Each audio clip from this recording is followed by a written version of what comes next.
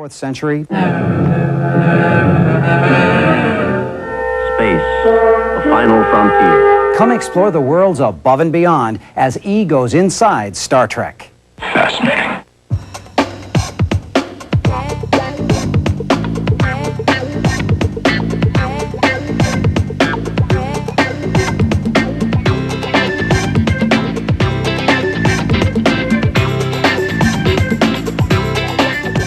Welcome to E's Inside Look at Star Trek. I'm Michael Kastner. And this, in case you don't know, is a phaser, the weapon of choice in the 24th century. Do you feel phased? You'll lose your appetite in a couple of minutes, trust me. Anyway, the 24th century belongs to Star Trek. The universe we're about to enter at warp speed is a space of limitless imagination and, above all, hope for the future of humankind. Sounds like pretty lofty ideals for a movement spawned by an unassuming sci-fi series from the 1960s. Well, in the next hour, our prime directive is to show you why the Star Trek phenomenon is about an awful lot more than just pure entertainment. The cast of Star Trek. It all started out in 1966 when 7 space-age pioneers were transported into America's living room via the small screen. Ladies and gentlemen, there is Hollywood's Mount Rushmore. This event launched an international phenomenon that has become one of the most successful and enterprising vehicles in entertainment history. Star Trek presents a very optimistic view of the future, and I think that appeals to a lot of people, particularly back in the 60s when you had the nuclear threat and the Cold War, and people didn't know if they were going to survive another day, and the Cuban Missile Crisis, and here's a show that says 300 years from now, everything's going to be great. Star Trek's creator, the late Gene Roddenberry, recognized the need for hope in uncertain times. His vision captured the imagination of millions and found a place in the heart of American popular culture. It's a vision that has spanned nearly 30 years. Gene Roddenberry was the force that created Star Trek. His creative abilities and his desire for perfection all made Star Trek so much of what it is. As Gene Roddenberry said to me when I was auditioning for the show years ago, he said, "Jonathan, in the 24th century, there will be no hunger and there will be no greed." It was a wonderful image that has stuck with me ever since. During its 3 seasons, the original series never climbed above 50th place in the ratings. NBC tried to cancel it 3 times and finally did so in 1969. But something magical happened shortly after the series went into syndicated reruns. The fans united, and the Star Trek phenomenon was born. We are part of the culture, and that if you say something's logical, people have a sense of Star Trek about that. And if you do this, people understand it has something to do with Star Trek. If you talk about pointed ears, you're talking about something that has to do with a character that I played on Star Trek. If you see a bumper sticker that says, "Beam me up, Scotty," we know what we're talking about. It's part of the culture, it's part of the language. The 6 Star Trek films have grossed over $470 million in domestic release alone. There are countless books on the various Star Trek incarnations, and Trek merchandising has turned into a multi-million-dollar venture. It's really absolutely phenomenal. I heard the figure that Paramount made $1 billion on what they call the franchise of Star Trek. So to be a part of that is kind of incredible. There's no denying that Star Trek is successful, but what may remain a mystery is its longevity and generational appeal. People need something like Gene's vision, the prime directive, that philosophy. It's an extraordinary philosophy. It's held up after how many years? People still can watch an episode and hear the philosophy of the tolerance and all of that and go, yeah, that's too bad we're not that way. Let's try to live up to that. Let's try to emulate the behavior of the Starfleet people. I think one of the primary secrets to the success of Star Trek is its ability to look at the condition of humanity and develop stories that tell us about ourselves and explore issues that we're interested in. Star Trek's continuing mission was furthered when Paramount gave the green light to a new series, Star Trek: The Next Generation, in 1987. The success of Captain Picard and his crew proved that Star Trek has gone beyond Kirk, Spock, and the 23rd century.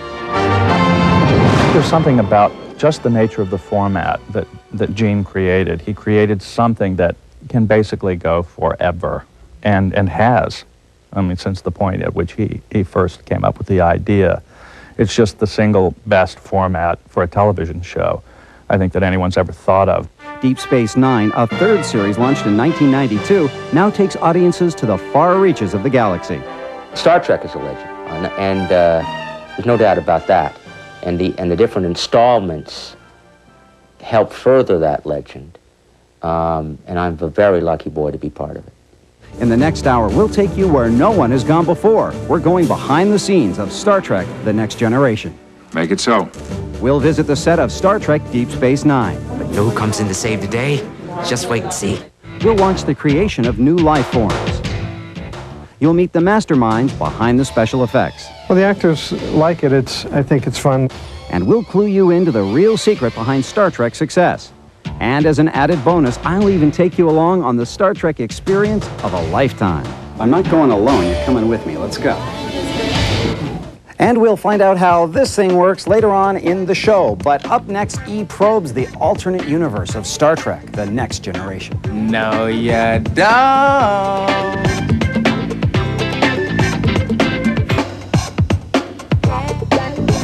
Hi, I'm Michael Kastner, and this is E's 60-minute look inside Star Trek. I suppose your first clue is this really cool-looking little emblem. It's the new uniform. What do you think? We're trying them out here. The original Star Trek series left the air in 1969. In the 80s, the first 4 of 6 Star Trek feature films grossed more than $345 million, and that was just in the U.S. But even that wasn't enough to guarantee the saga another shot at television. It wasn't until 1987 that Star Trek: The Next Generation had its debut. Turns out beaming Star Trek back onto the small screen was a stroke of programming genius. Star Trek: The Next Generation consistently rates among the top 10-hour series on television and holds the #1 spot for syndicated drama. So sit tight. We're going to transport you to where it all happens, the bridge of the Starship Enterprise.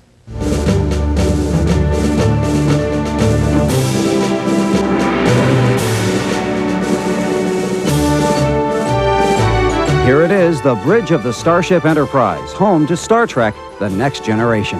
There's a certain mystique about being on the bridge. And I've seen it when friends of mine who are true fans come onto the bridge. There's a certain aura and it's quite nice, actually. Here's what it looks like with all hands on board on shooting day.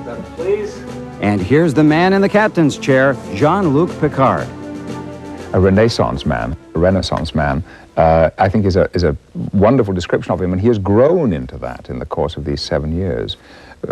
A Renaissance man meaning what? A man of politics, of leadership, of culture, of education, of good taste. Somewhere in there, give it a little extra beat. This sequence here that we're shooting now comes fairly close to the top of the show, and it's just kind of setting the stage for the events that follow.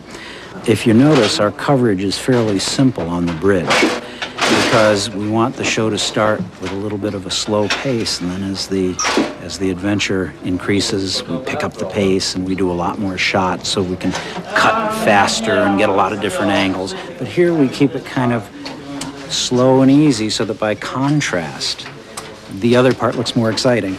Cut. Good. How about you, Chris? Okay, that's a print. New deal, folks. Playing around. It's all work here. All work. Look at this. $35.95. Send your checks and money orders. Brent Spiner, Paramount Pictures.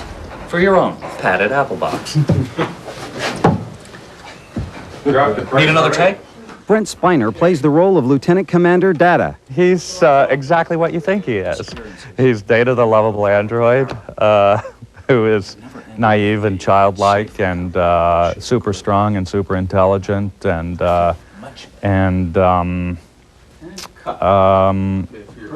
just a genuinely nice character to play. What was that line about this? About what rise? That makes me feel much better. The episode shooting today revolves around LeVar Burton's character, Lieutenant Geordi LaForge. Burton has directed some shows, so he pays close attention to every detail of his performance. I just wanted to fix something in one of the speeches there about her being a starship captain. Okay. All right. Choose up. I had a bottle. We're going again. Okay, settle, please. And action. Oh my God. crazy to think she's still.